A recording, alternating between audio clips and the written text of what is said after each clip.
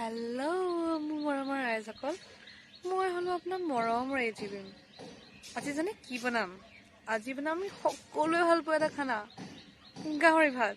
আপুনি ভাল পায় নে? পিছে গাহৰি ভাত আপুনি যদি কোনোবা অসমীয়া সোধে কি খাবি তই, কি ক'ব? গাহৰি ভাত। তো দেৰি নকৰি পেলাই ব'লক মোৰ কিটচেনলৈ। মই আজি শিকাম আপোনাক গাহৰি বনাবলৈ ৰেচিপি। আপুনি জনাব আপোনাক খাই কেনেকুৱা লাগিলে। ব'ল। এয়া ল'লোঁ গাহৰি ধুই মেলি কুকাৰত দি দিলোঁ গাহৰি, পানী অকণ আৰু হালধি নিমখ আৰু লগত গোটা ৰচুন আদা লৈ পেলাই খুন্দি দিম। তাৰপৰা টেষ্টটো বহুত ধুনীয়া আহিব। আৰু কি, গেছত বহাই দিম, খালি পানীটো পিছত পেলাই নিদিব। বিলাহী 4টা কাটি লৈছোঁ ছাইডত। এয়া মোৰ চিটি 5টা মাৰিলেই। এতিয়া ৰচুন আৰু আদা খুন্দি দিম। গ্ৰাইণ্ডাৰত একদম বেছিয়ে গ্ৰাইণ্ড হৈ যায়, সেইকাৰণে খুন্দাত খুন্দিছোঁ।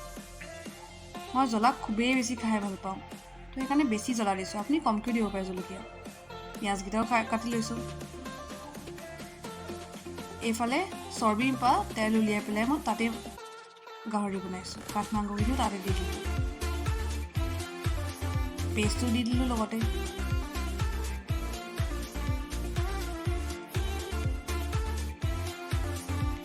কটা পিঁয়াজখিনিও দিলোঁ। মই আলুকেইটাও দিবলৈ পাহৰিছিলোঁ, সেইকেইটাও মই ইয়াতে দিয়ে দিছোঁ। আলুকেইটা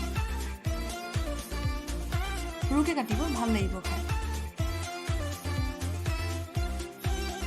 লগত বিলাহীও দি দিওঁ। ইয়াত বেলেগ একো মছলা নাই, বাছ ৰচুন আদা জলকীয়া পিঁয়াজ আৰু বিলাহী।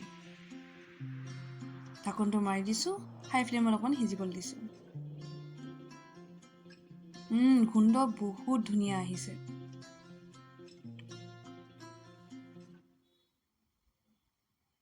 পেষ্ট অকণ তাত আকৌ ঢালি দিলোঁ, অলপ বাকী আছিলে মোৰ তাতে। আপুনি জনাব গোন্ধ পিছে কেনেকুৱা আহিছে। মোকতো ভাল লাগিছে, একদম নগা খান লাগি গৈছেগৈ। এয়া পানীও লগতে দি দিলোঁ। এতিয়া সিজিবলৈ দিম হাই ফ্লেমত। হৈ গৈছে আৰু 20-25 মিনিটছৰ পিছত হৈ যায়, আৰু মান ধনিয়া দিয়ে আৰু আহি পেলাই খাবই পাৰি। এয়া মোৰ খানা ৰেডি আছে। একো তেল নাই, এইবাৰ একদম তেল ফ্ৰী গাহৰি হয় এইটো। একদম মুখত দিলেই পমি যোৱা গাহৰি বনিছে। এতিয়া খাই চাইছোঁ। মোকতো পিছে বহুতেই ভাল লাগিছে খাই। মুখত ইমান ধুনীয়াকৈ পমিছে, আৰু তেল চেলো নাই। যি তেল আছে গাহৰিয়ে তেল।